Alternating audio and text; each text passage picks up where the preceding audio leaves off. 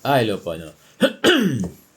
Daming daming nagko-comment dun sa offer ng Land Bank, ano. Kasi na 'di ba nagkaroon ng naging viral ito eh, yung si Secretary Angara tsaka yung CEO ng Land Bank, no. Nagkaroon sila ng usapan, ano, agreement para dun sa offer na loan. Kaya lang ang beneficiary o ang ma-accommodate, parang to my understanding, 1,000 lang, no? 1,000,000 tayo. Maganda naman ang intention, tingin ko, no, ng Land Bank. Kaya lang, to my understanding, papautangin din yung guro.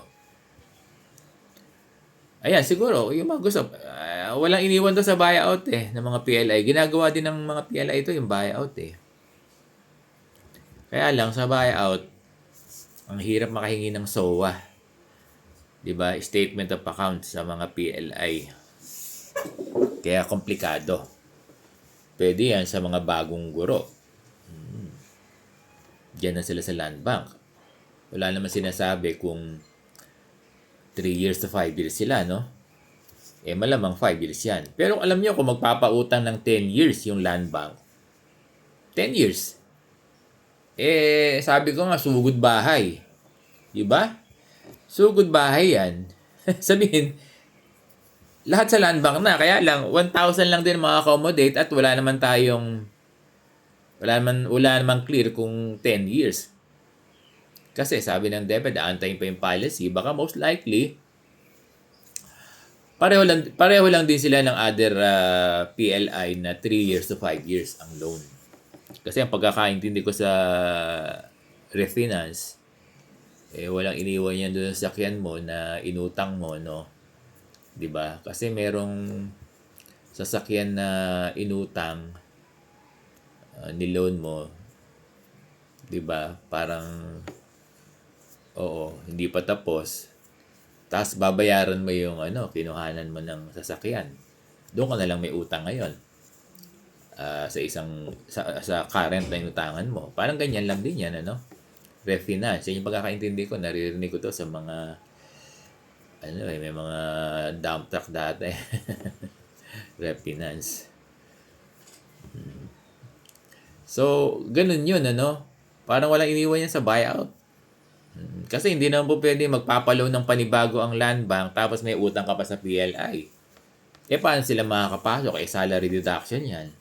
Hindi sila makakapasok. Kaya ang concept niyan, bibigyan ka ng loan ng Land Bank tapos ibabayad mo dun sa PLI. So, ganun. Tapos, dito ko na lang may utang sa Land Bank. Kaya lang, magkano ang maiuuwi ng guro? Yan ang mahirap no?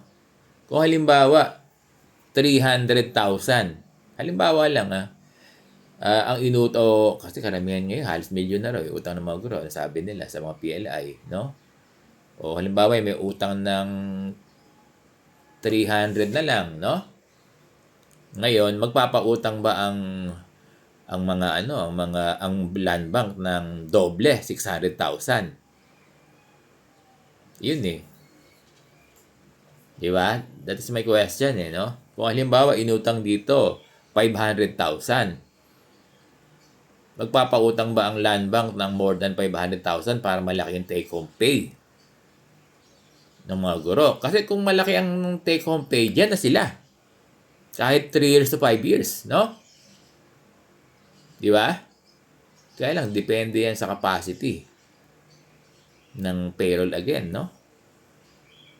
Ng payslip nila. Ganun yan Yan yung mga dapat kinoconsider natin no? Di ba? Yan yung kinoconsider mga guro.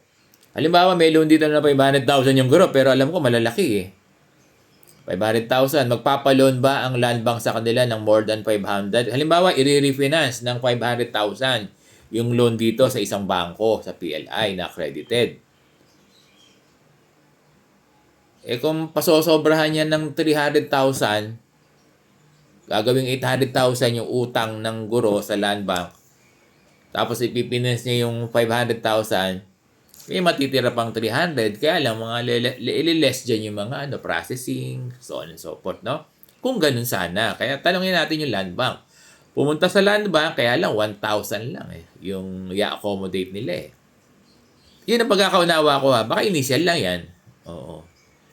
O kasi 1,000, 1 million tayo. So, parang ano rin, ano, hindi natin alam. Makakatulong ba sa guro? Kaya lang 1,000 lang eh. Makakatulong sa guro kung yung sinasabi natin ganun, tataasan. Kasi ganyan naman yung mga guro eh. Di ba?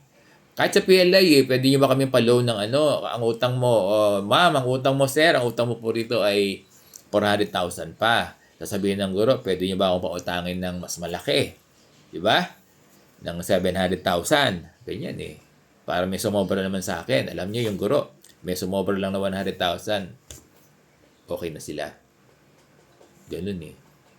Kung ganun ang procedure ng land bank, pasosobrahan nila ng 100 to 200 para magkaroon ng take home net ang guro, maraming guro ang papatos dyan. Di ba?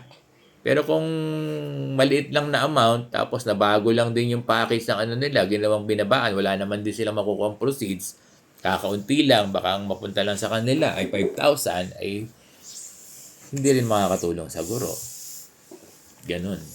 Sana, di pa natin alam kung ano yung loan package ng land bank kasi, no? Ganyan yung aking analysis dito sa ino-offer ng land bank. Maganda ito kung 7 years o 10 years. Kaya lang, imposible yon. Maganda itong ino-offer nila kung yung utang mo ay dadagdagan nila ng mga 100 to 200 hanggang 300. Pwede na yan. Para may ma-take home yung guro. Na kahit at least mga 100, no? Kung very minimal lang at 5,000 lang di matitake home o 10,000, tapos sa hirap pa ng SOA. Napakahirap kumuha ng SOA. Di ba? Sa mga bangko. Ganun eh. Ganun ang aking pananaw, no? So, sa tanong nila kung okay ba yung land bank, depende nga sa offer ng land bank kung maganda, no?